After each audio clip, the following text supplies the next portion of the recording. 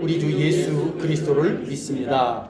그는 성령으로 잉태되어 동정녀 마리아에게 나시고 본디오 빌라도에게 고난을 받아 십자가에 못 박혀 죽으시고 장사된 지 사흘 만에 죽은 자 가운데서 다시 살아나셨으며 하늘에 오르시어 전능하신 아버지 하나님 우편에 앉아 계시다가 거기로부터 살아있는 자와 죽은 자를 심판하러 오십니다. 나는 성령을 믿으며 거룩한 공교회와 성도의 교제와 죄를 용서받는 것과 몸의 부활과 영생을 믿습니다. 아멘. 우리 찬송가 26장 9세주를 아는 이들 우리 함께 찬양합니다.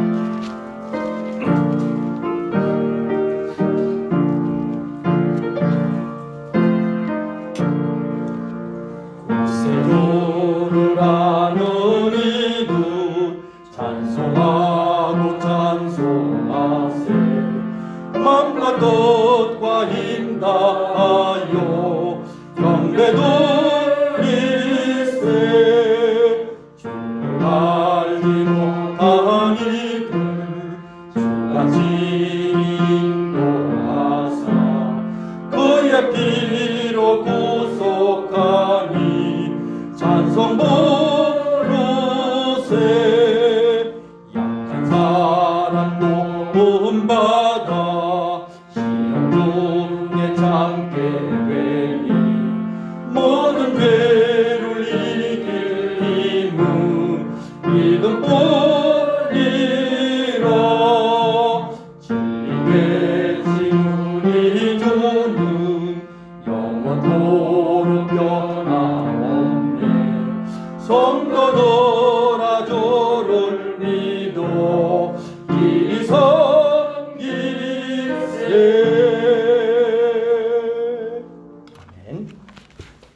우리 찬송가 뒤에 있는 십계명 함께 하나님 앞에 교독하도록 하겠습니다.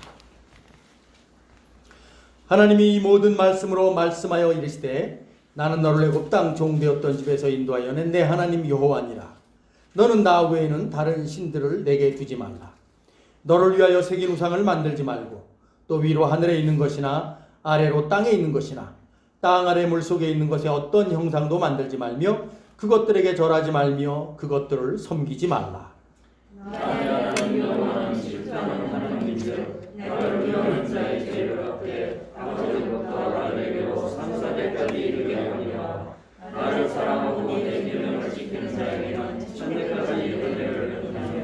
너는 내 하나님 여호와 이름을 망령되게 부르지 말라.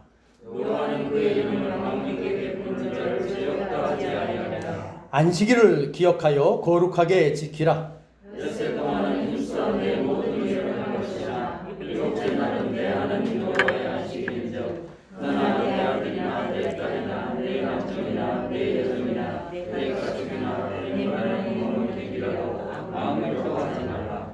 이는 엿새 동안에 나 여호와가 하늘과 땅과 바다와 그 가운데 모든 것을 만들고 일곱째 날에 쉬었습니다. 그러므로 나 여호와가 안식일을 복되게 하여 그날을 거룩하게 하였느니라. 내 부모를 공경하라. 그리하면 내 하나님 여호와가 내게 준 땅에서 내 생명이 길리라. 살인하지 말라. 간음하지 말라. 도둑질하지 말라. 내 이웃에 대하여 거짓 증거하지 말라. 내 이웃의 집을 탐내지 말라. 내 이웃의 아내나 그의 남종이나 그의 여종이나 그의 소나 그의 양이나 무릇 내 이웃의 소유를 탐내지 말라. 예수께서 이르시되 내 마음을 다하고 목숨을 다하고 뜻을 다하여 주 너의 하나님을 사랑하라 하셨으니 이것이 크고 첫째 되는 계명이요 둘째도 그와 같으니 내 이웃을 내 자신같이 사랑하라 하셨으니 이 두 계명이 온 율법과 선지자의 강령이니라. 아멘. 우리 시간은 지난 한 주간의 삶을 돌아보면서 하나님 앞에 우리의 연약함과 우리의 죄악들을 또 겸손히 하나님 앞에 아뢰고 고백하며 주의 사죄의 은총을 간구하는 그런 시간 갖도록 하겠습니다. 다 같이 기도하겠습니다. 하나님 아버지 감사합니다. 그 시간 주 앞에 예배드리며 주 앞에 나아갈 때 거룩하신 우리 주님 앞에 믿음의 눈으로 주 앞에 나아갑니다. 주님, 우리 지난 한 주간의 삶을 돌아보는데 참도 얼마나 연약한 마음이 있었으며 또 우리의 육신과 우리의 생각과 우리의 손과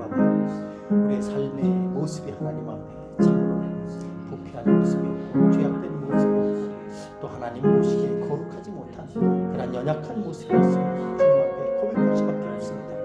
주님, 우리가 정말 매일매일 순간순간 주님 앞에 우리의 연약함을 고백하며 주님의 그 십자가의 은혜만 다시 한번 바라보며 그 믿음으로 아버지 하나님 주님의 그 사죄의 은총 속에서 늘 감사하며 찬양하며 살아가야 됨에도 불구하고 아버지 하나님 때로는 우리의 삶의 참 여러 어려운 형편 상황 속에서 우리가 이런 핑계 저런 핑계들면서 아버지 하나님 앞에서 믿음으로 온전히 살지 못하는 경우가 얼마나 많이 있습니까? 주님께서 우리에게 또 이렇게 주님 앞에 나와 예배하는 이 거룩한 예배의 시간에 이러한 주님 앞에 사죄의 은총을 간구할 수 있는 주님 앞에 우리의 죄를 정말 겸손히 낱낱이 아뢰며 회개할 수 있는 그런 복된 시간을 우리에게 허락하여 주셔서 아버지 하나님 또 우리 주님의 몸된 교회 우리 군포학교의 모든 성도들이 함께 이 시간 하나님 앞에 나와 겸손히 아뢰며 주께서 우리에게 베풀어 주신 놀라운 사죄의 은총을 다시 한번 우리가 맛볼 수 있도록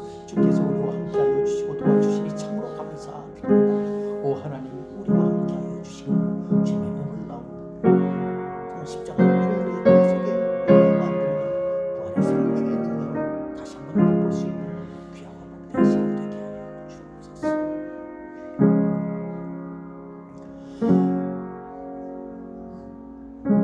자비롭고 전능하신 하나님 아버지, 저희들은 주의 거룩한 위엄 앞에서 우리 자신을 살펴볼 때 그야말로 불쌍하고 비참한 죄인임을 고백할 수밖에 없습니다. 다윗의 고백처럼 우리는 죄악 중에 출생하며 우리에게 나오는 것은 그야말로 악하고 은밀한 죄뿐임을 고백합니다. 그것도 우리가 예수 그리스도의 십자가의 은혜를 알았기에 주님의 복음의 그 말씀을 알았기에 우리의 삶이 죄로 얼룩져 있다는 사실을 깨닫게 되었습니다. 하루하루 숨쉬며 살아가는 것이 바로 그런 연약함 속에 살아가고 있음을 주님 고백합니다. 주님 이처럼 복음의 말씀의 거울 앞에서 우리 자신의 비참한 모습을 알게 된 저희로서는 아무런 소망도 없고 오직 우리 주 예수 그리스도의 십자가의 은혜만을 의지하고 바라볼 뿐입니다.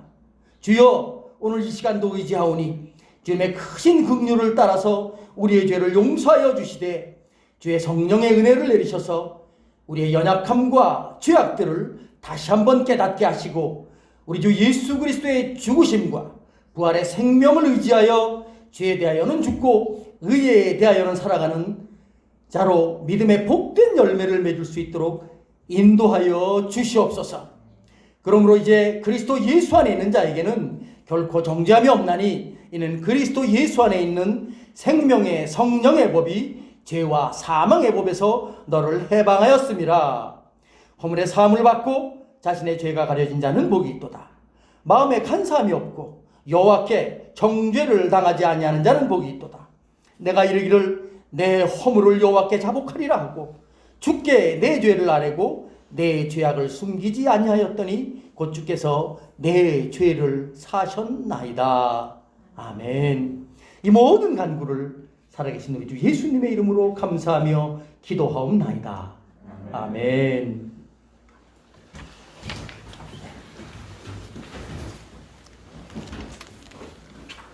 이 시간 찬송가 258장 샘물과 같은 보혈은 우리 함께 찬양하면서 또 준비하신 예물도 하나님 앞에 봉헌하도록 하겠습니다. 찬송가 258장입니다.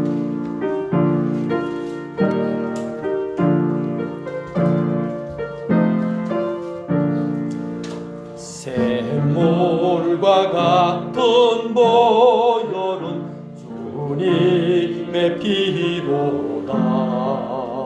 보혈의 죄를 씻으면 정하게 되겠네. 정하게 되겠네. 정하게 되겠네.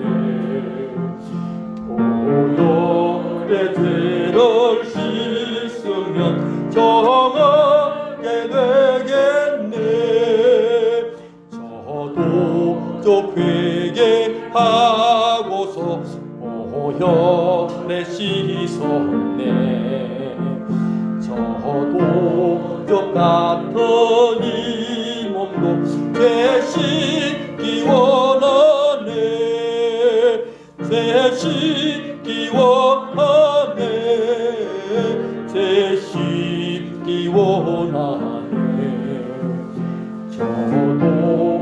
같은 이 몸도 죄 씻기 원하네. 죄 속함 받은 백성은 영생을 얻겠네. 샘솟듯하는 피곤새 한없이 크도다. 한없이 크도다. 한없이 크도다. 샘솟듯하는 피곤새 한없이 크도다. 날 정케 하신 피곤이 그 사랑하는데 살 동안 받는 사랑을 널 찬송하겠네. 널 찬송하겠네. 늘 찬송하겠네. 살 동안 받는 사랑을 널 찬송하겠네. 이루의 전국 올라가 더 좋은 노래로 날 구속하신 은혜를 널 찬송하겠네. 널 찬송하겠네. 늘 찬송하겠네. 날 구속하신 은혜를 널 찬송하겠네.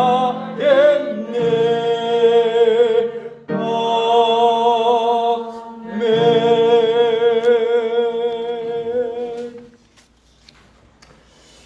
자비롭고 전능하신 하나님 아버지, 오늘도 이렇게 복된 주일 맞이해서 주님 앞에 나와 예배케 하시니 참으로 감사드립니다. 주님이 예배를 통하여 영광 받으시고 영광 드리는 저희들에게는 다시 한번 중보자 되신 주님의 사랑과 은혜를 깊이 깨닫고 온전히 주님께만 영광과 찬양을 돌리는 그런 복된 시간 되게 하여 주옵소서. 하나님 아버지, 좋은 계절 가정의 달인 5월을 보내면서 하나님께서 우리들에게 허락하신 가정의 의미, 가족의 관계를 다시 한번 생각해 봅니다. 하나님께서는 우리들에게 가족과 가정을 허락해 주신 것은 참 가족과 가정이라고 할 수 있는 그 하나님과의 영원한 관계를 그 속에서 깨닫고 경험하며 더 나아가 가장 큰 계명인 서로 사랑하라고 말씀하신 그 계명을 지키도록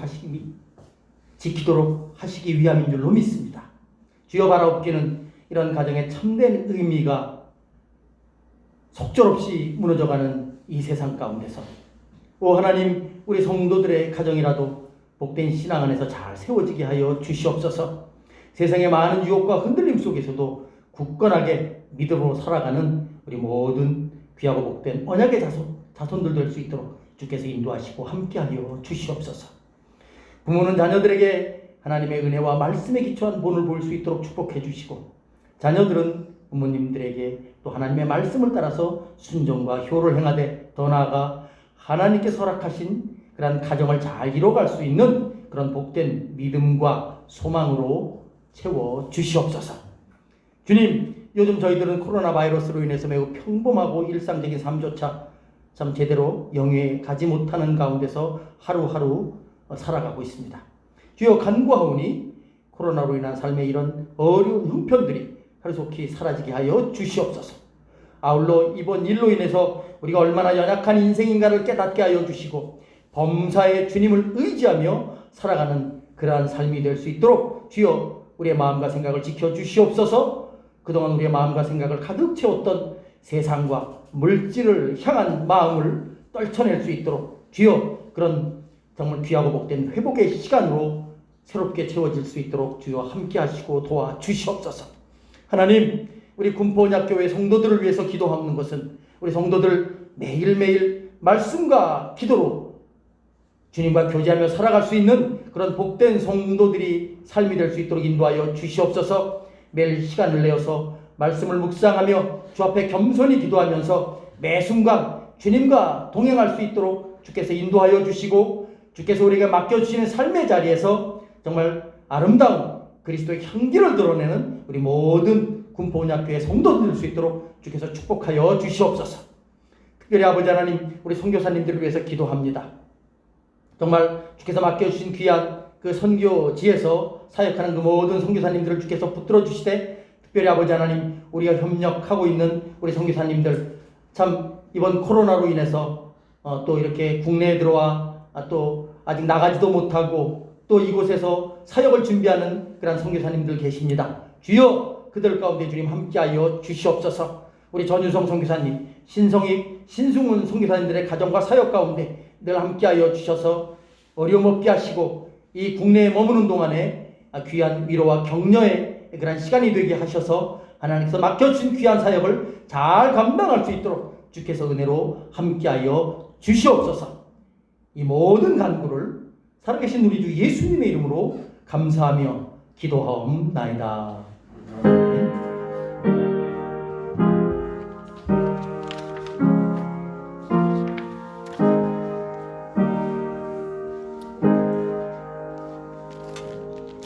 우리 찬송가 154장 생명의 주여 멸류관 우리 함께 찬양하도록 하겠습니다.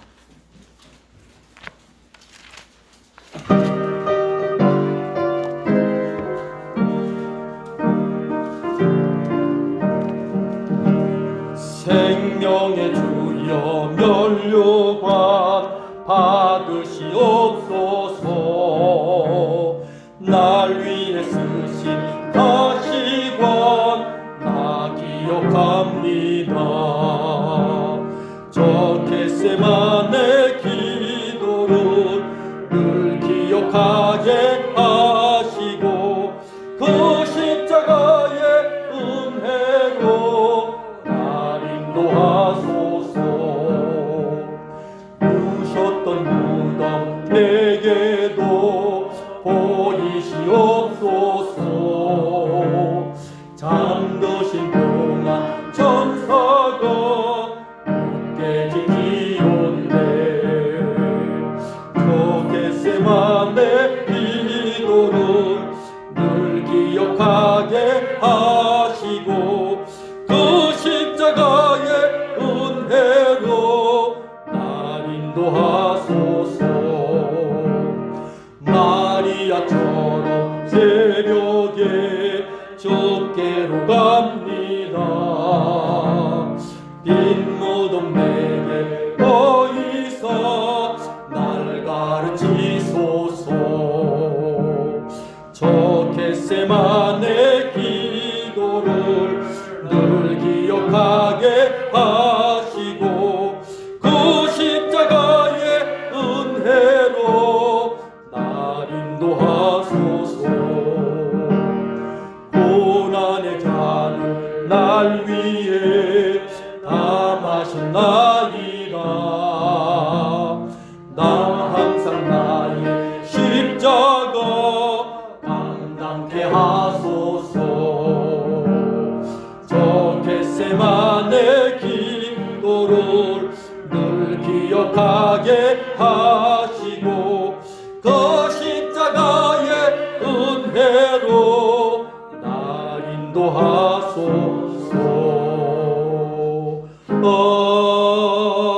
아멘.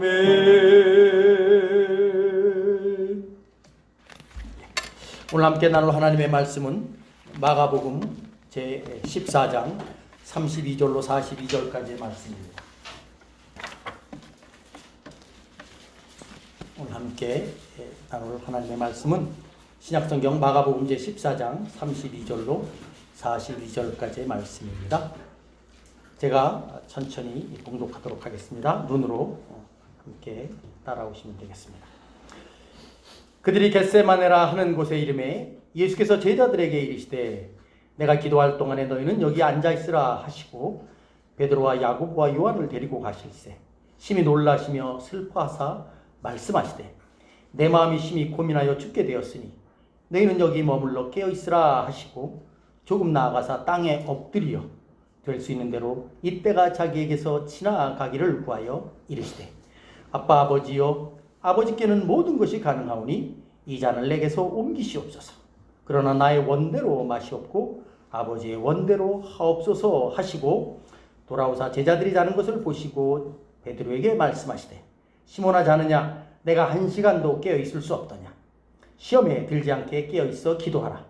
마음에는 원이로되 육신이 약하도다 하시고 다시 나아가 동일한 말씀으로 기도하시고 다시 오사 보신즉 그들이 자니 이는 그들의 눈이 심히 피곤하니라. 그들이 예수께 무엇으로 대답할 줄을 알지 못하더라. 예수께서 오사 그들에게 이르시되 이제는 자고 쉬라. 그만 되었다. 때가 왔도다. 보라 인자가 죄인의 손에 팔리느니라. 일어나라. 함께 가자. 보라 나를 파는 자가 가까이 왔느니라. 아멘. 시간 기도하겠습니다. 하나님 아버지 감사합니다.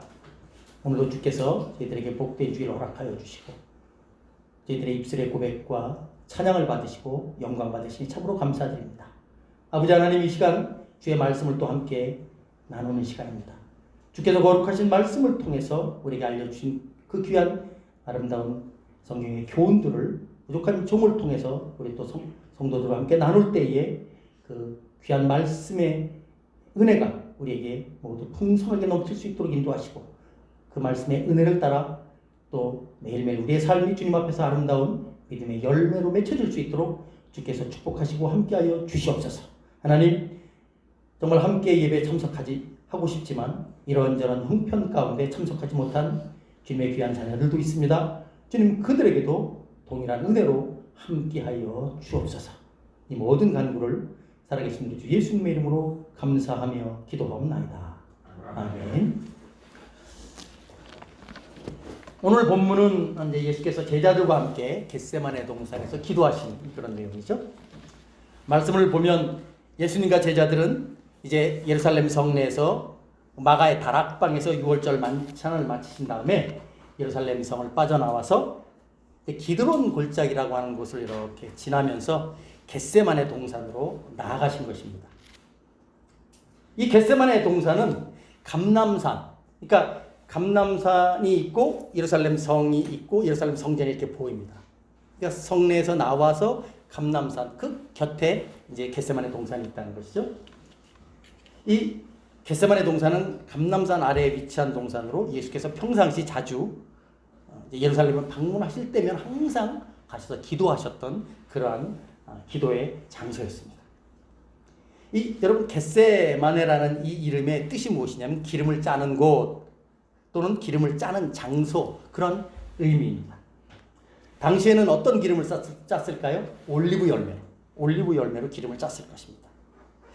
당시에 올리브 열매로 기름을 짜려면 올리브를 이제 맷돌로 갈았겠죠. 갈아서 그것을 포대에 담아서 기름이 잘 빠지도록 이제 포대에 담아서 그것을 그 홈이 이렇게 파여진 바위 위에 이렇게 딱 두고 그 위에다 무거운 바위를 올려놓습니다. 그래서 이제 그 무거운 바위의 무게에 의해서 기름이 계속해서 떨어지도록.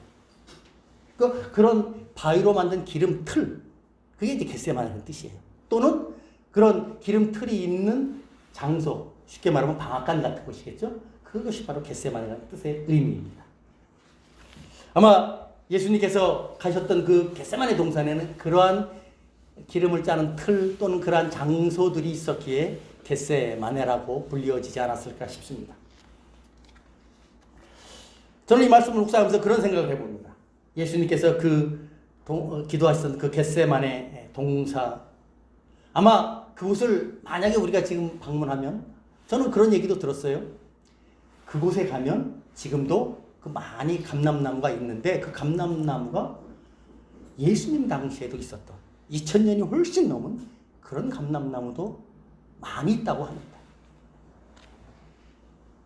아마 그 감람나무들은 예수님께서 2000년 전에 정말 땀방울이 핏방울이 되도록 하나님께 기도했던 그 장면을 그곳에 함께 있었던 오늘 본문에 나온 베드로, 야고보, 요한과 같은 제자들은 다 지금 이 땅 가운데 없지만 그 감람나무는 아직도 있어서 그것을 묵묵히 보았을 것입니다. 저는 특별히 이 말씀들을 이렇게 좀 묵상하면서 그런 생각해봐요. 우리가 정말 할 수만 있으면 기독교 육제를 꼭 한번 가봐야 되겠구나. 그곳에 가서 그 수령이 2000년 된 감람나무를 보면서 이 감람나무는 예수님이 기도하셨던 것을 그냥 곁에서 물론 뭐 감람나무에 눈이 있는 것도 아니고 아무것도 없지만 그곳에 있던 돌들 만약에 그때 예수님 그 당시에 있었던 그런 겟세마네 그 기름을 짜는 틀이 있다면은 그것도 보면서 그것들도 사실 예수님의 기도하시는 장면을 보았을 거고 무엇보다도 동산에서 기도하신 그 예수님의 기도의 장면을 감람나무는 틀림없이 보았을 것입니다. 그런 것들을 보면서 우리가 정말 여건만 되면 우리 교우님들과 함께 그런 곳에 가서 기독교 육제를 보면서 하나님의 말씀을 우리가 정말 생생하게 더 이렇게 느낄 수 있겠구나 싶은 생각 해보게 됩니다. 여러분들도 개인적으로라도 시간 되실 때 꼭 가시기를 권장드리고 싶습니다. 저는 오늘 여러분들과 함께 이 본문에 나오는 내용들을 좀 같이 나누면서 예수님께서 기도하셨던 그 모습과 예수님께서 기도하신 그 내용을 통해서 주님께서 주신 겟세마네의 교훈을 신앙적인 교훈을 한번 여러분들과 나누고자 합니다. 먼저 주님께서 기도하신 모습을 통해서 우리가 좀 배울 수 있는 교훈을 먼저 나누도록 하겠습니다. 먼저 살펴볼 것은 33절로 34절의 말씀입니다. 우리 한번 같이 여러분들과 읽어보도록 하겠습니다. 마가복음 본문 33절로 34절의 말씀입니다. 다 같이 한번 읽습니다. 시작. 심히 놀라시며 슬퍼하사 말씀하시되 내 마음이 심히 고민하여 죽게 되었으니 너희는 여기 머물러 깨어 있으라 하시고. 오늘 이 본문을 보면 주님은 모든 제자들 다 데리고 가지 않았습니다. 베드로, 야고보, 요한만 아마 같이 옮기시다가 이제 주님께서 은밀히 기도하시는 곳으로 가시면서 3명만 딱 불러서 당신 기도하는 곁으로 이렇게 데리고 가셨다는 그런 뜻입니다. 다른 복음서와 이렇게 비교를 해보면 그런 의미인 것을 짐작할 수 있습니다. 근데 저는 오늘 본문에서 함께 여러분들과 주목하고 싶은 것은 당시에 예수님의 그 마음의 상태가 오늘 성경에 잘 나와 있죠. 오늘 본문을 보면 심히 놀라시고 슬퍼하시고 그 마음에 심히 고민하여 죽게 될 지경까지 그야말로 속된 말로 초죽음이 되신 상태에서 지금 예수님께서 겟세마네 동산에서 기도하고 계시는 것입니다. 여러분 한번 좀 생각해 보시기 바랍니다. 우리가 복음서를 지금까지 쭉 마가복음서를 읽고 또 여러분들이 복음서를 여러 번 읽으셨을 텐데 예수님의 그 일반적인 복음서에 나타난 예수님의 일반적인 모습은 어떤 모습입니까? 언제 예수님께서 이런 모습으로 제자들과 또는 사람들 앞에 나타나신 적이 있으셨나요? 예수님은 전혀 그런 모습으로 나타나신 적이 없으십니다. 정말 얼마나 당당한 모습으로 그동안 제자들과 사람들 앞에 나타나시고 주님의 놀라운 능력과 권세를 드러내시고 보이셨습니까? 주님은 어떠한 경우에도 전혀 놀라거나 두려워하고 위축된 모습으로 나타나지 않으셨습니다. 심지어 예수님께서 제자들에게 당신의 고난과 죽으심에 대한 말씀을 하실 때조차도 주님은 아주 당당하게 말씀하셨어요. 우리는 성경에서 복음서에서 그런 주님의 모습을 봅니다. 그런데 오늘 본문을 보면 예수님께서는 정말 심히 놀라시고 위축되시고 슬퍼하시고 고민되어서 그야말로 죽을 지경에까지 되셨다. 오늘 성경은 그렇게 기록하고 있습니다. 35절을 보면 조금 나가서 땅에 엎드러져 될 수 있는 대로 이때가 자기에게 지나가기를 구하되 그러니까 땅에 엎어져서 기도하십니다. 우리는 종종 여러분 겟세마네 동산에서 기도하시는 주님의 모습을 여러분들이 가끔 성경을 읽거나 또는 이렇게 생각해 보실 수 있죠. 그때 여러분들은 어떤 모습을 어떤 이미지를 생각하십니까? 아마 저도 마찬가지고 여러분들도 대부분 그런 그림 생각하실 거예요. 하나님 앞에 바위 위에다가 이렇게 손을 딱 대시고 이렇게 햇빛 같은 걸 이렇게 쫙 후광을 잇거나 앞에 전광을 보면서 기도하시는 그런 모습들이 많이 나와요. 사실은. 그래서 화가들이 겟세마네 동산에서의 기도하시는 그런 주님의 모습에 대한 이미지를 그런 식으로 그려왔기 때문입니다. 물론 화가들이 신앙인들이 그것을 그렸을 것이고 그런 그림을 그린 많은 화가들의 생각에는 겟세마네 동산에서 예수님께서 정말 당신의 뜻을 꺾으시고 하나님의 뜻이 이루어지기를 기도하는 그런 결단의 기도가 있었기 때문에 사실은 그런 이미지로 그렸을 것입니다. 그런데 엄밀한 의미에서 예수님의 기도하시는 모습은 어떤 모습입니까? 전혀 그런 모습이 아니에요. 본문을 보면 그 마음이 고민되고 슬퍼하고 그야말로 초죽음 돼서 땅에 엎어진 모습입니다. 그게 성경에서 나온 예수님의 기도하시는 모습의 실제입니다.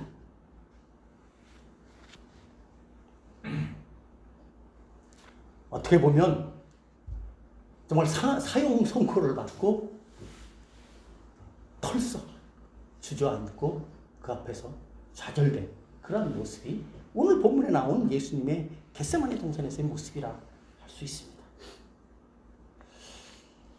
저는 오늘 여러분들과 함께 왜 주님은 이처럼 힘이 놀라고 슬퍼하고 고민하면서 그야말로 초죽음이 되실 지경에서 기도하셨을까? 분명히 오늘 성경은 주님의 그 기도의 모습이 그런 모습이고, 그런 모습을 우리가 성경을 통해서 보면서 이 주님의 이러한 기도의 모습이 우리에게 주는 의미가 뭘까 하는 것을 알아야 됩니다. 아까 말씀드린 것처럼 오늘 예수님의 이 모습은 지금껏 주님께서 보여주셨던 그 당당하신 하나님의 아들로서 메시아로서 구세주로서의 그 당당한 모습이 아닙니다. 그 당당하신 모습이 도대체 어디에 가 있고 오늘 주님은 겟세마네 동산에서 이렇게 연약한 모습으로 제자들과 함께 또 하나님 앞에 나아가고 있을까요? 주님께서 이런 모습으로 하나님 앞에 기도하시는 가장 큰 이유는 틀림없이 다른 것이 아니라 이제 곧 주님께서 맞이하시게 될 주님의 십자가의 고난과 죽으심 때문입니다. 그것 아니라면, 그거 아니고는 주님이 이런 모습을 보여주실 이유가 없죠. 주님은 조금 있으면 제자 중 하나 가룟 유다로부터 배신을 당하게 될 것입니다. 보통 사람들도 자기들이 사랑하고 가르친 제자들에게 그렇게 지독한 배신을 당하지는 않습니다. 그러나 주님은 3년간이나 정말 동고동락하면서 친히 말씀으로 사랑으로 가르쳤던 제자 가룟 유다에게 노예의 가격으로 팔리는 그러한 정말 비참한 배신을 당하게 될 것입니다. 그리고 더 나아가 절대로 다른 사람은 나 몰라도 나는 절대로 주님 배반하지 않겠습니다. 부인하지 않겠습니다. 큰 소리 쳤던 베드로로부터 3번의 부인당함을 당하실 것입니다. 또 주님, 저희 형제들은, 야고보와 요한 형제를 말합니다. 저희 형제들은 주님께서 말씀하신 그 잔 받겠습니다. 딴 사람들은 그거 안 받으려고 해도 저희는 받겠습니다. 라고 말했던 그 야고보와 요한이 걸음아 나 살려라 하고 주랭랑 치는 모습도 보실 것입니다. 그뿐 아니라 주님은 유대 종교 지도자로부터 신문 받으시고 엄청난 모욕을 당하실 것입니다. 고소당하실 것입니다. 그리고 로마 총독 빌라도에 의해서 십자가의 형을 언도받게 될 것이죠. 사실 주님의 신적인 권세와 능력을 생각하면 그런 사람들의 배신, 체포, 고소, 재판, 사형 언도 이와 같은 것들은 순식간에 엎어질 수 있습니다. 그것이 예수님께 아무런 장애나 고통거리가 될 수 없죠. 지금 3년간의 공생의 기간 동안에 그런 거 없었습니까? 그것 이상의 조롱과 그것 이상의 도전이 있었지만 주님은 그 앞에서 전혀 당황하거나 위축되지 않으셨는데 오늘 지금 이 시간은 그렇지 못하시다는 것이죠.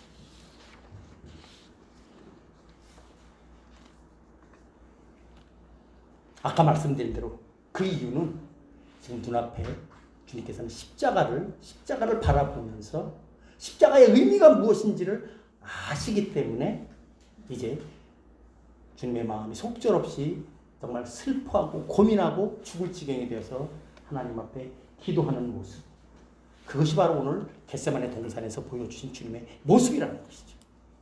우리가 이 분명한 실제적인 모습을 외면해서는 안 됩니다. 그것을 오해해서도 안 되죠. 우리는 이 말씀을 통해서 그럼 주님께서 왜 이런 모습을 띠셨는가? 이 모습이 우리에게 주는 의미는 무엇인가? 그것을 우리가 바르게 이해할 필요가 있죠. 저는 이 말씀을 묵상하면서 그런 생각을 해봅니다. 주님께서 지금 겟세마네 동산에서 제자들과 함께 나아가서 기도하실 때 어떻게 보면 정말 멋지게 당당한 모습으로 기도하지 아니하시고 정말 사형 선고를 받은 사형수처럼 그 앞에서 좌절하고 고민하고 낙심하고 슬퍼하면서 죽을 지경이 돼서 기도하시는 그런 주님의 모습은 그야말로 연약한 인간으로서, 연약한 인생으로서 마치 실제의 죄인이 된 것처럼, 우리 주님은 전혀 흠없고 죄 없으신 그러한 성육신하신 하나님의 아들이셨지만, 그러나 지금 이 시간 겟세마네 동산에서 주님은 바로 저와 여러분들의 모든 죄를 다 짊어지신 그런 죄인과 같은 모습으로 하나님 앞에서 지금 나아가고 있다는 것이죠. 죄인으로서 받아야 할 그 모든 죄값을 하나님 앞에서 치르는 모습을 당신의 고통과 고민과 슬픔과 죽을 그런 형편과 같은 모습을 통해서 지금 제자들 앞에 드러내 주시고 있고, 오늘 이 성경을 보고 있는 저와 여러분들에게 보여주시고 있다는 것입니다. 주님은 분명히 하나님의 아들이십니다.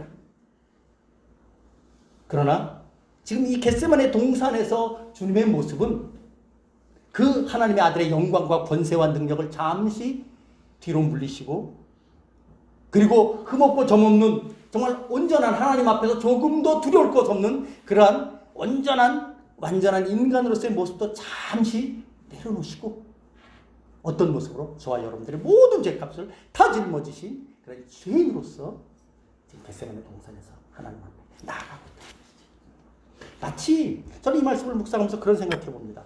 예수님께서 공생에 처음 시작하시면서 우리와 똑같은 모습으로 세례 요한에게 세례 받으신 장면이 있습니다. 그때도 예수님께서는 그런 모습으로 세례를 받으신 것입니다. 그런 자리로, 그런 입장. 오늘 지금 예수님께서는 십자가의 고난과 죽으심 앞에서 마치 이제 본 게임은 십자가의 고난과 죽으심이고, 겟세마네 동산에서 그것을 다시 한번 리허설하는 것처럼, 예고하시는 것처럼 주님은 지금 겟세마네 동산에서 그렇게 하나님 앞에 땀방울이 핏방울이 되도록 기도하시면서 죽을 지경이 있으셨다는 것이죠. 우리는 겟세마네 동산에서 이러한 주님의 분명한 모습을 생각하고 이해하지 않으면 이 말씀을 통한 참된 의미를 깨닫기가 쉽지 않습니다. 이 부분에 대해서 구약 이사야 선지자는 이사야서 53장 5절과 6절에서 이렇게 우리에게 예언해 주었습니다. 우리 한번 성경 말씀 보겠습니다. 여러분 우리가 잘 알죠? 이사야서 53장 말씀입니다. 이사야서 53장 5절과 6절의 말씀입니다.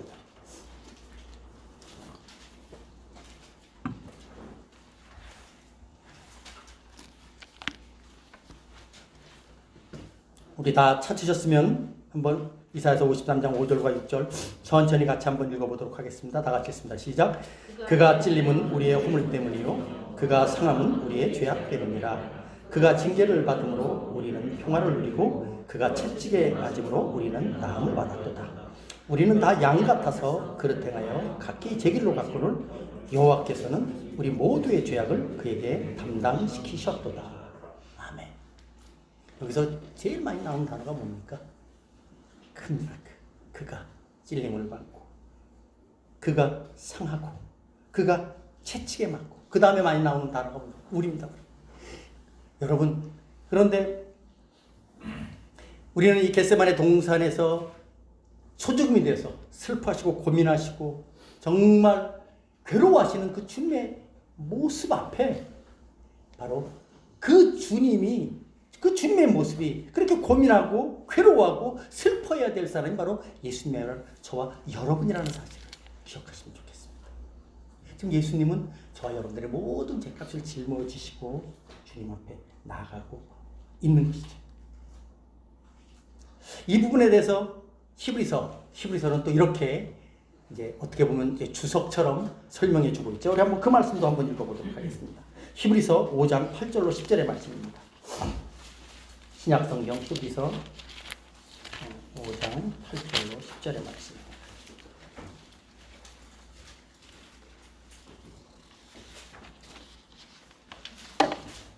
우리 한번 다 같이 찾으셨으면 또 천천히 5장 8절부터 10절까지 있는 말씀 읽어보도록 하겠습니다. 그가 아들이면서도 받으신 고난으로 순종함을 배워서 온전하게 되셨은즉 자기에게 순종하는 모든 자에게 영원한 구원의 근원이 되시고 하나님을 멜기세덱의 반차를 따른 대제사장이라 칭함을 받으셨느니라. 히브리서 기자는 이 말씀에서 지금 겟세마네 동산에서 보여지시는 예수님의 고통스러운 모습의 의미를 잘 설명해 주시고 있습니다. 그가 아들이시면서도 받으신 고난으로 순종함을 배웠다. 그는 분명히 하나님의 아들이셨습니다. 예수님은 영원전부터 하나님과 동일하신 그런 성자 하나님이셨습니다. 그런데 택함받은 죄인들을 구원하시기 위해서 우리가 똑같은 몸을 입으심으로써 고난을 당하셨죠. 예수님 성육신 자체가 고난이요 비하죠. 예수님의 생애 자체가 고난입니다. 오늘 본문을 보면 그는 받으신 고난으로 순종함을 배웠다고 말합니다. 오늘 하나님 앞에서 겟세마네 동산에서 그러한 순종함의 모습으로 나타나시는 것이죠. 이런 말씀들을 통해서 우리가 다시 한번 분명하게 깨닫게 되는 것은 주님께서 겟세마네 동산에서의 기도하시는 그 모습은 정말 철저하게 주님의 십자가를 짊어지시는 그런 모습에 이어서 예고편이다라는 것을 다시 한번 분명하게 우리가 이해할 필요가 있습니다. 그렇다면 예수님께서 겟세마네 동산에서 주님께서 가셔야 할, 감당하셔야 할 그런 십자가의 고난의 길을 주님께서 준비하셨다면, 준비하신 모습이 바로 이 겟세마네 동산에서의 모습이라면, 우리는 그런 겟세마네 동산에서의 예수님의 모습을 통해서 무엇을 배워야 할까요? 어떻게 우리는 그것을 받아들여야 할까요? 우리도 주님 이렇게 우리 대신 고난당하시며 슬퍼하시는 모습을 보면서 우리도 같이 고난당하고 우리도 같이 슬퍼하면서 우리도 같이 그 아픔에 동참해야 한다는 뜻일까요? 일부 캐톨릭에서는 이런 부분에 있어서 똑같이 예수님과 함께 십자가도 지고 손에 못도 박히고 머리에 가시관도 쓰는 그런 고난에 동참하는 것을 매우 중요한 신앙의 보속행위로 그렇게 여기고 있습니다. 근데 여러분, 우리는 절대로 이러한 주님의 고난의 모습을 보면서 어떻게 보면 이 겟세마네 동산에서의 이러한 주님의 모습은 그러한 고난에 대한 아까도 말씀드린 것처럼 어떤 리허설과 같은 것인데, 그러한 모습을 보면서 우리도 같이 주님의 이러한 모습 앞에서 같이 정말 애통해하며 애잔해하며 같은 마음을 가져야 될 것이 아니라 그 너머에 있는 주님께서 왜 이렇게 슬퍼하고 고난받아야 되셨는가 하는 그 의미를 우리가 사실은 붙잡는 것이 더 중요한 것이죠. 어떻게 보면 겟세마네 동산에서 보이신 주님의 고민, 슬픈 괴로움은 오늘날 예수 믿는 성도된 우리들에게는 놀라운 주님의 은혜와 사랑의 모습인 것을 저와 여러분들은 믿음으로 받으셔야 될 것입니다. 저는 이 말씀을 이렇게 묵상하면서 그런 생각해 봤어요. 우리 부모님과 자녀와의 관계를 한번 생각해 봤어요. 여러분, 우리 부모님들은 자녀들을 위해서는 요즘도 마찬가지일 것입니다. 우리 부모님들은 자녀들을 위해서는 어떤 수고도 아끼지 않습니다. 자녀들이 잘 되는 일이라면 당신께서 어떤 수치, 어떤 창피를 당해도 넉넉하게 그것을 감당하시는 분들이 바로 부모님이에요. 자녀들의 행복과 자녀들의 성공을 위해서라면 부모님들 그런 마음을 갖고 계세요. 심지어 악한 일까지도 하시는 부모들이 있어요. 물론 그것은 우리 인생이 그렇게 연약하기 때문에, 부족하기 때문에, 흠이 있기 때문에, 부패했기 때문에 그런 모습을 보이지만, 중요한 것은 자녀들을 사랑하기 때문에 자녀들이 잘 되고 성공하는 것을 위해서는 부모들은 그렇게 희생한다는 거죠. 오늘 예수님께서 보여주신 모습은 바로 그와 같은 모습이라는 거죠. 죄인들이 하나님 앞에서 용서받기 위해서는 반드시 그 값이 치러져야 되는데, 이 세상에 그 어느 누구도 그 값을 치를 사람은 없습니다.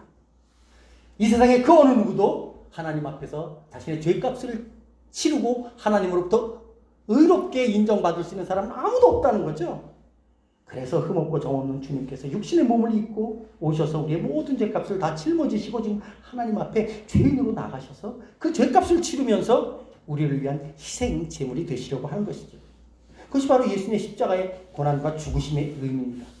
주님은 지금 겟세마네 동산에서 그 모든 것을 다 알고 계시기 때문에 마치 기름을 짜듯이, 겟세마네라는 곳의 장소의 의미가 기름 짜는 곳이라는 의미라고 말씀드렸죠. 기름을 짜듯이 당신의 흠없고 점없는 육신의 고난과 고통을 통해서 우리를 하나님 앞에 의롭도록 인정해 주시는 그런 당신의 그런 기름을 짜내는 듯한 그러한 육신의 고난과 죽으심을 통해서 하나님의 놀라운 용서와 의로움을 짜내고 계시는 모습, 그것이 바로 겟세마네 동산에서의 주님의 모습이다 라는 것을 저와 여러분들은 기억해야 한다는 것이죠.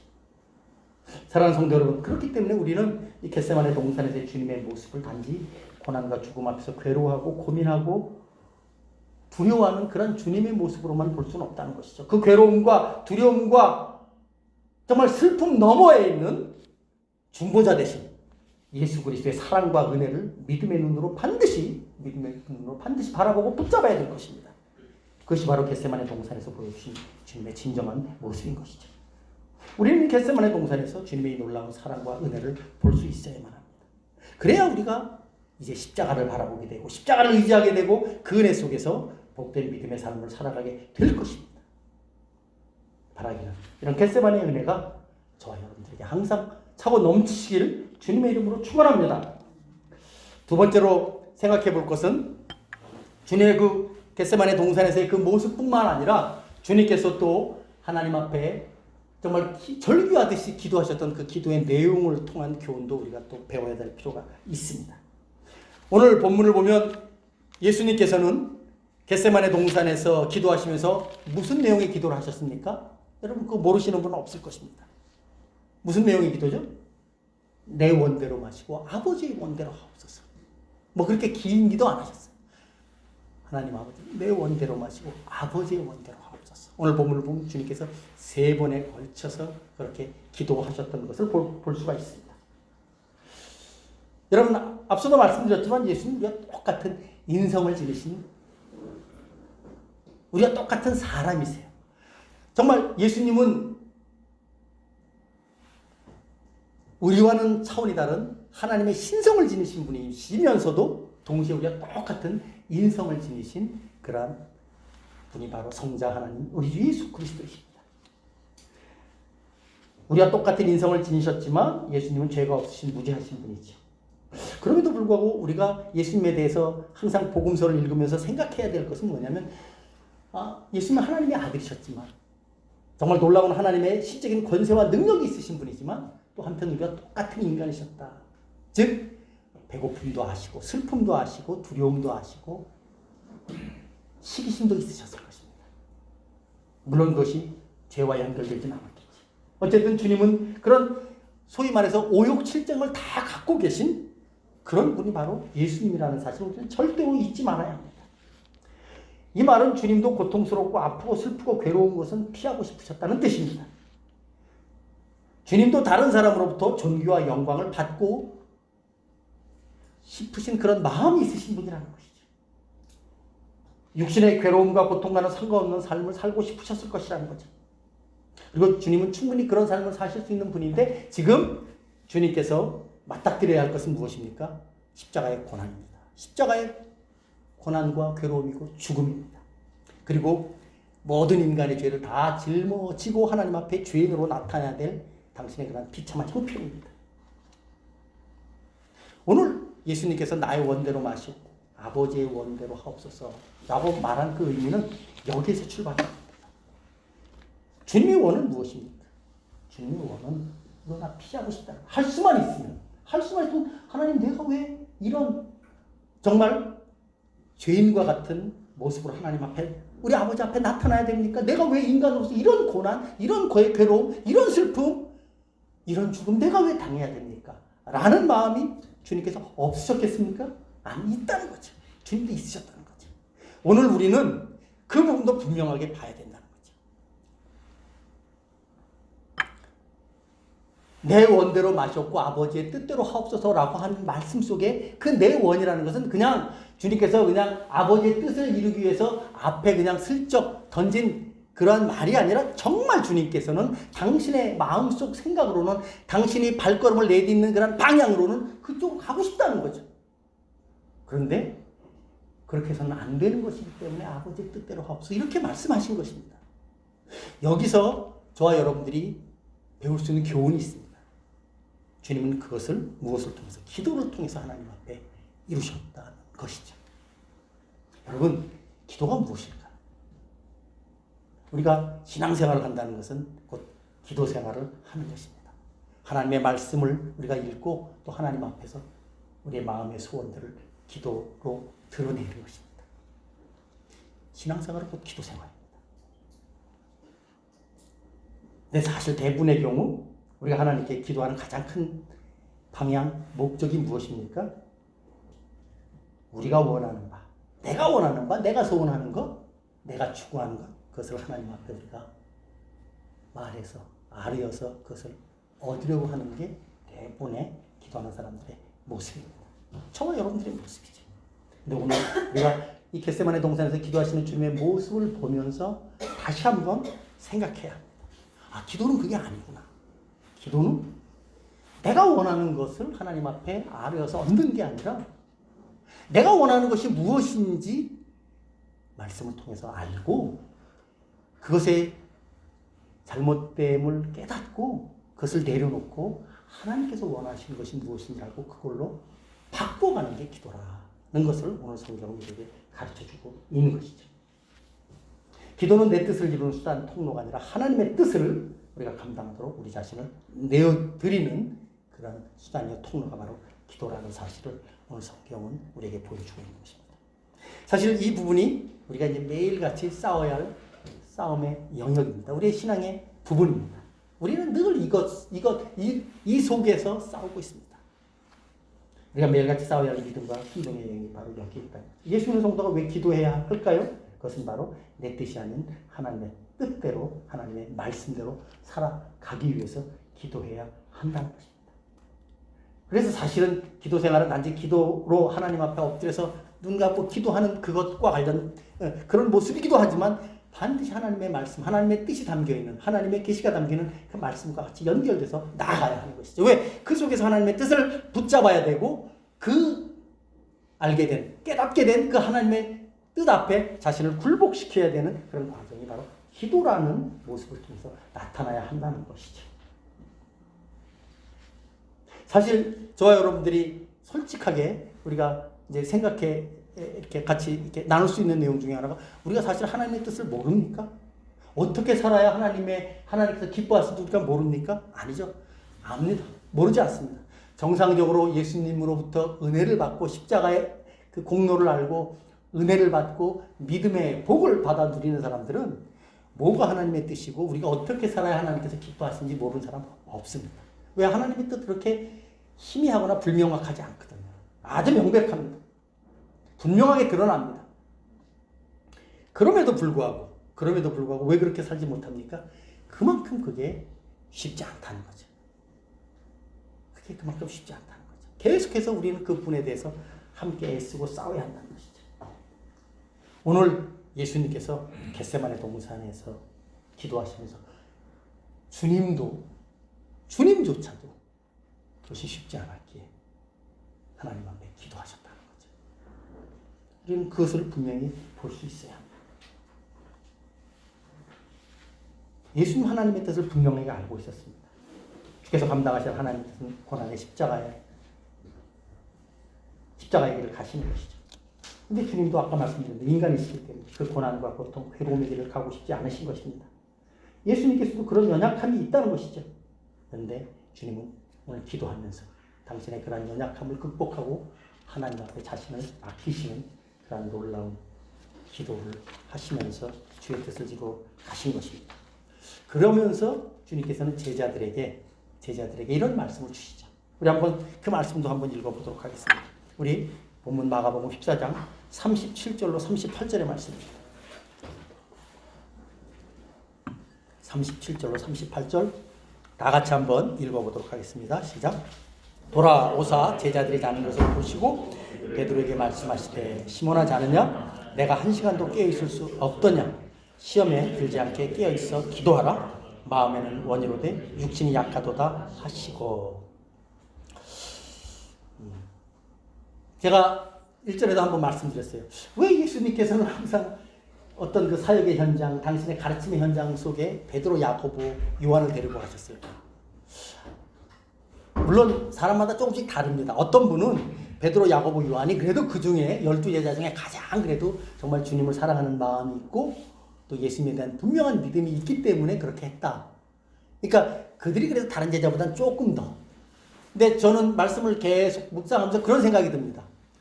물론 그런 부분도 있겠지만 베드로, 야고보, 요한이야말로 정말 두드러진 흠이 결점이 많은 사람이다. 왜 성경에는 그분들이 많이 나오다 보니까 그분들의 어떤 장점보다 단점들이 많이 등장하거든요.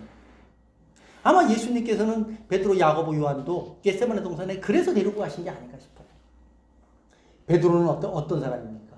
방금 전에만 해도 우리가 읽지는 않았죠. 방금 전의 사건에서 예수님께서 베드로에게 3번이나 밥 울기 전에 내가 나를 부인하겠다 했는데 아주 큰 소리 팡팡 쳤잖아요. 저는 절대로 그렇지 않습니다. 야고보, 요한은 어떤 사람입니까? 얼마 전에 어머니를 통해서 주님 자리를 잡으시면 제가 왼쪽에 오른쪽에 그렇게 청탁을 합니다. 그러니까 예수님께서 그 자리는 내가 마련된 예비된 자들에게 주는 것이기 때문에 아버지께서 줄 것이기 때문에 내가 장담할 수는 없지만 너희는 내가 마시려는 잔을 마실 수 있겠네 할 때 그들은 주님 저희 마시겠습니다. 주님께서 무슨 잔을 주시든지 저희는 그 잔, 고난의 잔, 그 어려움 우리가 감당하겠습니다 라고 말했던 사람들이 야고보, 요한이에요. 그들은 다 예수님과 그런 모습들, 그런 기억들이 있을 것입니다. 예수님께서는 그들을 그 기도의 자리로 데리고 가신 거예요. 사실은 주님은 십자가를 지기 위해서 하나님 앞에 정말 결사로 기도하시지만 그들도 그들의 십자가가 있다는 것이죠. 그래서 그 기도의 자리로 데리고 가신 거예요. 그리고 주님의 기도를 보여주신 것입니다. 그런데 오늘 본문에 나타난 그들의 모습은 어떻습니까? 그냥 자는 모습입니다. 기도하지 않습니다. 그래서 오늘 주님께서는 돌아오사 제자들이 자는 것을 보시고 베드로에게 말씀하시다. 시몬아 자느냐? 내가 1시간도 깨어있을 수 없더냐? 시험에 들지 않게 깨어있어 기도하라. 시험에 들지 않게 깨어있어 기도하라. 여러분 이 말씀을 꼭 기억하시기 바랍니다. 오늘 꼭 기억하시기 바랍니다. 시험에 들지 않게 깨어있어 기도하라. 이 한 주간 여러분 우리가 꼭 기도하시면서 기억하시면서 이 말씀 붙잡고 한 주간 한번 하나님 앞에 기도 생활 해보시기 바랍니다. 시험에 들지 않게 깨어있어 기도하라. 이 말씀 속에 우리가 왜 기도해야 되는가 하는 것을 분명하게 말씀해 주시고 있죠. 우리가 깨어있으려면 시험에 들지 않으려면 잠자지 않으려면 믿음으로 살아가려면 기도해야 된다는 거예요. 기도하지 않으면 못한다는 것입니다. 주님께서도 당신의 그러한 십자가의 사역을 기도를 통해서 겟세마네 동산에서 기도를 통해서 그 일을 감당하셨듯이 이제 베드로, 야고보, 요한 너희들에게도 그러한 기도가 필요하다는 것이죠. 저는 그런 생각을 해봤습니다. 만약에 베드로가 이 시간에 주님으로부터 이런 말씀을 안 듣고 정말 깨어서 기도했다면 어떻게 되었을까? 물론 베드로가 예수님을 3번이나 부인하는 것은 예수님에 대한 어떤 그런 절대적인 메시아의 그 예수님의 어떤 구원의 경륜에 따른 구원의 계획 베드로가 충분히 이해하지 못했고 또 성령의 그 역사심을 따른 어떤 믿음의 확신이 없었기 때문에 그렇지만 그럼에도 불구하고 베드로가 만약에 이때 깨어서 기도했더라면 베드로는 3번은 부인하지 않고 2번, 1번 이 정도는 부인하지 그 정도로 자기의 마음을 지키지 않았을까 싶은 생각 해봅니다. 왜냐하면 예수님께서는 지금 그 말씀 지금 제자들로 하여금 정말 온전하게 하나님을 100% 온전하게 따르시도록 하기 위해서 지금 그 기도의 자리에 데리고 가신 거 아니거든요. 부족하지만 시험에 들지 않게 우리는 이 땅 살아가면서 믿음으로 살아가면서 시험 당하지 않을 수 없습니다. 잠자지 않을 수 없습니다. 그러나 깊은 잠에 빠지지 말라는 것이고요. 시험에 들더라도 그 시험에서 빨리빨리 일어날 수 있도록 주님께서는 우리에게 기도를 말씀해 주신 것이다. 우리는 그렇게 이 말씀을 이해할 수가 있는 것이죠. 사랑하는 성도 여러분, 오늘 주님께서는 제자들 3명 데리고 당신의 겟세마네 동산에서의 기도의 모습을 보여주시면서 분명하게 이 말씀 주십니다. 시험에 들지 않게 깨어 기도하라. 저와 여러분들이 이 땅 가운데서 주님 우리를 부르실 때까지 열심히 땅 가운데서 믿음 생활하다가 주님 앞에 갈 텐데 그때까지 우리의 신앙이 참 주님 앞에서 아름다운 열매를 맺는 주님 앞에 기쁨과 감사가 넘치는 그런 신앙생활을 잘 하려면 저는 오늘 이 말씀 우리가 꼭 붙잡아야 된다고 생각합니다. 시험에 들지 않게 깨어있어 기도하라. 이 말씀을 꼭 붙잡고 살아가시는 저와 여러분 되시길 주님의 이름으로 축원합니다. 이제 설교 맺겠습니다. 오늘 우리는 고난의 십자가를 눈앞에 두고 겟세마네 동산에서 기도하시는 주님의 모습을 봅니다. 겉으로 보기에 주님의 모습은 한없이 약하고 고민하고 괴로워하시는 모습이지만 주님은 하나님께 기도함으로써 그 모든 사명을 넉넉하게 감당하셨습니다. 그리고 제자들에게 시험에 들지 않게 깨어있어 기도하라. 마음에는 원조되 육신이 약하도다라고 말씀해 주셨습니다. 주님은 우리의 모든 연약함 다 알고 계십니다. 심지어 주님께서도 그런 연약함이 있다는 사실을 오늘 겟세마네 현장에서 제자들에게 보여주셨죠. 오늘 우리도 그것을 함께 생각해 보았습니다. 사랑하는 성도 여러분, 이런 주님의 정말 숨김없는 온전한 은혜가 있기 때문에 우리가 하나님의 자녀로 살아갈 수 있는 것입니다. 바라기는 우리가 예수를 믿는다는 것, 예수 안에 하나님의 자녀로 살아간다는 것이 무엇인지를 다시 한번 이런 말씀을 통해서 잘 기억하시면 좋겠습니다. 그래서 하루하루 우리가 살아갈 때 정말 주의 말씀을 굳게 붙잡고 시험에 들지 않게 깨어서 기도하라는 이 약속의 말씀, 생명의 말씀 우리가 기억하면서 하루하루 주님 앞에서 믿음으로, 기도로, 또 말씀의 은혜로 잘 살아가시는 저와 여러분 되시길 주님의 이름으로 축원합니다. 기도하겠습니다. 하나님 아버지 감사합니다. 오늘 겟세마네 동산에서의 주님의 모습을 봅니다. 주여, 주님께서는 정말 전능하신 하나님의 아들이시오. 그 어떤 환경과 상황 속에서도 결코 정말 그 놀라우신 모습, 하나님의 아들로서의 당당하심을 잃지 않으셨지만 오늘 겟세마네 동산에서는 참으로 연약한 모습으로 고민하며 슬퍼하며 하나님 앞에서 기도하시는 그런 모습을 우리에게 보여주십니다. 주여, 주님의 그러한 모습 때문에, 주님의 그러한 기도 때문에, 또 주님의 그러한 중보의 사역 때문에 우리가 하나님 앞에서 이제 온전히 의롭다함을 받고 또 하나님의 복된 믿음의 자녀로 살아가게 된 줄로 믿습니다. 주여, 우리 군포대학교의 모든 성인도들이 이 복음의 진리를 잘 깨닫고 하루하루 우리에게 주어진 삶을 살아감에 있어서 분명한 믿음의 결단과 온전한 순종의 모습으로 또 열심히 주님 앞에 기도함으로써 주께서 원하시는 그런 복된 아름다운 믿음의 삶을 살아갈 수 있도록 인도하여 주시옵소서. 우리에게 그런 성령의 충만함과 능력을 더하여 주시옵소서. 감사드리며 예수님의 이름으로 기도하옵나이다. 아멘. 찬송가 364장 내 기도하는 그 시간으로 함께 찬양합니다.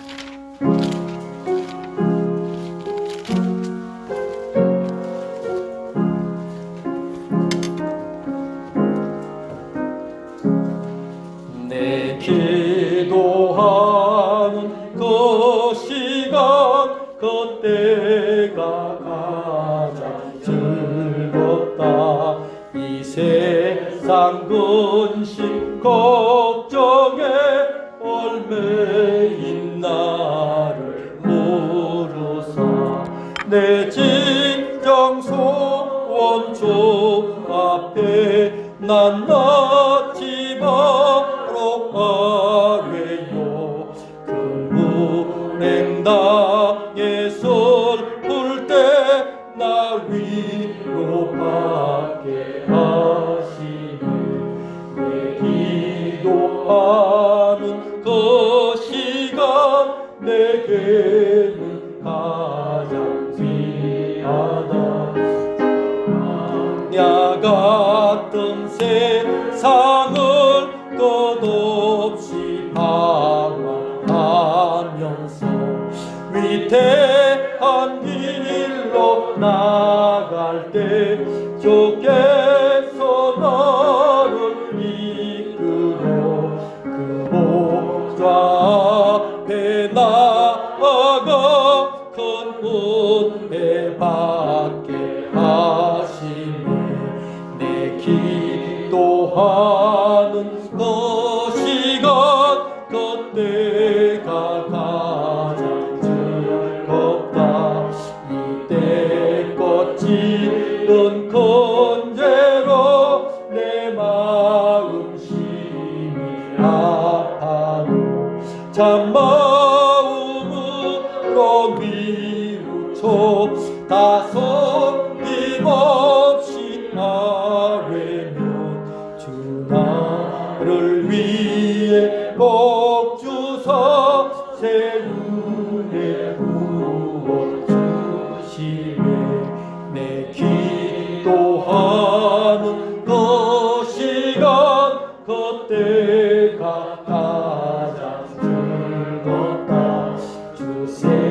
세상에서 일찍이 저 요란한 곳 위하여 눈에서 나산에서 온 마음을 세워 지내사 주 예수 진이 기도로 큰 돈을 보여주셨네.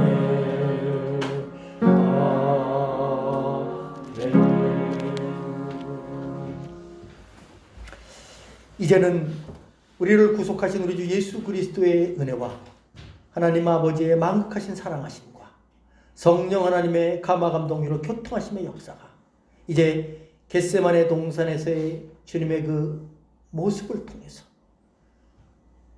주님의 십자가의 은혜를 다시 한번 깊이 깨닫고 붙잡고 믿음으로 주님을 따라 이 땅 가운데서 열심히 기도하며 주님의 뒤를 가기로 결심한 우리 모든 군판학교의 믿음의 성도들과 그들의 가정과 직장과 사업장 위에 그리고 이 나라 이민족 위에 이제부터 영원까지 함께 하시기를 간절히 축원하옵나이다. 아멘.